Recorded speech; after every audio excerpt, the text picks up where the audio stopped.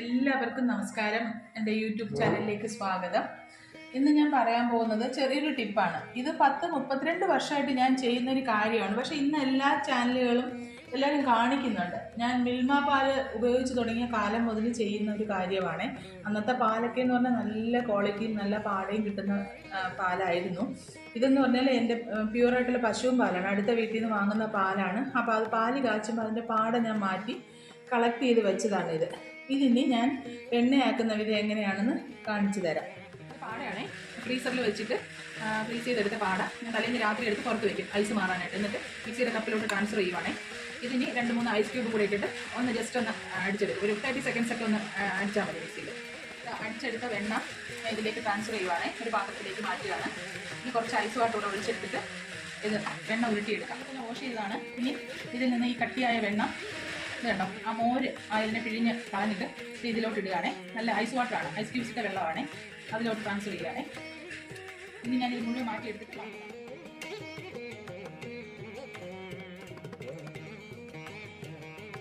ഇത് കണ്ടോ, നമ്മൾ 3-4 വെള്ളം കഴുകി മോരിൻ്റെ പുളിയൊക്കെ മാറ്റി ക്ലീൻ ചെയ്ത വെണ്ണയാണ്. ഇതിന് ഞാൻ ഉരുക്കിയെടുക്കാൻ പോകണം. അതിന് ഞാൻ കാണിക്കാം. ഞാൻ വെണ്ണ ഉരുക്കാനായിട്ട് നെയ്യാക്കാൻ വേണ്ടിയിട്ട് പാത്രത്തിലേക്ക് മാറ്റുവാണേ. ചെറിയ തീ വെച്ചിട്ട് വേണം ചെയ്യാൻ കേട്ടോ.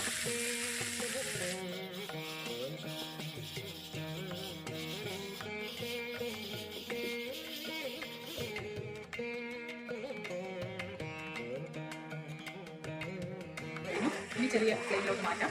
പിന്നെ ഇതിങ്ങനെ ഇളക്കി കൊടുക്കണം കേട്ടോ. എപ്പോഴും കുറച്ച് ഇടയ്ക്കിടയ്ക്ക് മതി, കണ്ടിന്യൂസ് ഇളക്കണമെന്നില്ല. ഇൻ്റർമീഡിയൻ്റായിട്ട് ഇളക്കി കൊടുക്കുക. കാരണം ഇതിന് അടിയിൽ ഒരു ക്രസ്റ്റ് വരും. എന്ന് വെച്ചാൽ നമ്മൾ ഈ കക്കം എന്ന് പറയില്ലേ, ആ സാധനമാണ്. അതിപ്പോൾ ഇളക്കിയില്ലെങ്കിൽ അത് കരിഞ്ഞു പോകും. അപ്പം അത് മാത്രമല്ല പാത്രത്തിന് ഇളകി വരാനും ഭയങ്കര പാടായിരിക്കും. അപ്പോൾ അത് ടിപ്പാണ്. നമ്മളിങ്ങനെ ഇളക്കി കൊടുത്തോണ്ടെങ്കിൽ ഇതിങ്ങനെ കട്ടി പിടിച്ചിരിക്കില്ല. നമുക്ക് നെയ്യ് അരിച്ചെടുക്കാൻ ഈസി ആയിരിക്കും. ഇനി നെയ്യ് മൂത്ത് പാകമാകാറാകുമ്പോൾ ഞാൻ കാണിക്കാവേ. ഇപ്പോൾ ഇത് കണ്ടോ, ഇതിൻ്റെ പത വറ്റി തുടങ്ങാറായി. അന്നേരം നമ്മൾ കുറച്ച് മുരിങ്ങയില ഇതിലേക്ക് ഇടുവാണേ.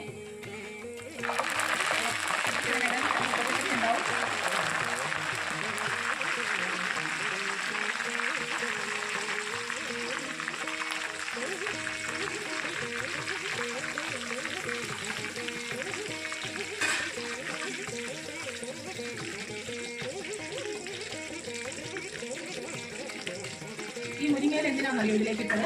നെയ്യ് തണിച്ചു പോകാതിരിക്കാൻ വേണ്ടിയിട്ടാണ്. ഇത് ചില ആൾക്കാർ കറിവേപ്പില ഇടുന്നതൊക്കെ പറയും. ഞാൻ തുടക്കം മുതൽ മുരിങ്ങയിലാണ് ഉപയോഗിക്കാറ്. നെയ്യിന് വേറെ പ്രത്യേകിച്ച് ഒരു മണമൊന്നും ഉണ്ടാവില്ല. കുറേ നാളിരിക്കുന്നുണ്ട് കേട്ടോ ഈ നെയ്യ്.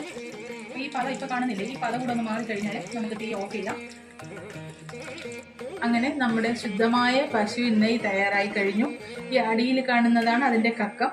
നെയ്യ് തണുത്തതിന് ശേഷം ഒരു അരിപ്പ വെച്ച് അരിച്ച് ഉണങ്ങി ക്ലീനായ ഒരു കണ്ടെയ്നറിലോട്ട് ഗ്ലാസ് പാത്രമോ സ്റ്റീൽ പാത്രത്തിലോ നമുക്ക് അരിച്ച് സൂക്ഷിക്കാവുന്നതാണ്. ഈ പറഞ്ഞതുപോലെ ഞാൻ നെയ്യ് ഈ സ്വന്തമായിട്ട് പാചകവും കുടുംബവും തുടങ്ങിയതിന് പിന്നെ ഞാൻ ഒരിക്കൽ പോലും നെയ്യ് വാങ്ങേണ്ടി വന്നിട്ടില്ല. ഞാൻ ഇത് തന്നെയാണ്. ഇതിപ്പോൾ എനിക്ക് കുറേ നാളത്തേക്ക് ഉപയോഗിക്കാൻ പറ്റും. ഞാൻ ഇടയ്ക്കൊക്കെ എൻ്റെ ഫ്രണ്ട്സിനൊക്കെ കൊടുത്തിട്ടുണ്ട് നെയ്യ്. അവർ പറയും കുഞ്ഞുങ്ങൾക്ക് കൊടുക്കാൻ വേണ്ടി അവർ എൻ്റെ കയ്യിൽ നിന്ന് വാങ്ങുമായിരുന്നു. അപ്പോൾ എല്ലാവർക്കും ഈ വീഡിയോ ഇഷ്ടപ്പെട്ടല്ലോ. എല്ലാവരും ഇതൊന്ന് പരീക്ഷിച്ച് നോക്കുക. ഇഷ്ടമായെങ്കിൽ ലൈക്ക് ചെയ്യുക, ഷെയർ ചെയ്യുക. See you. Thank you.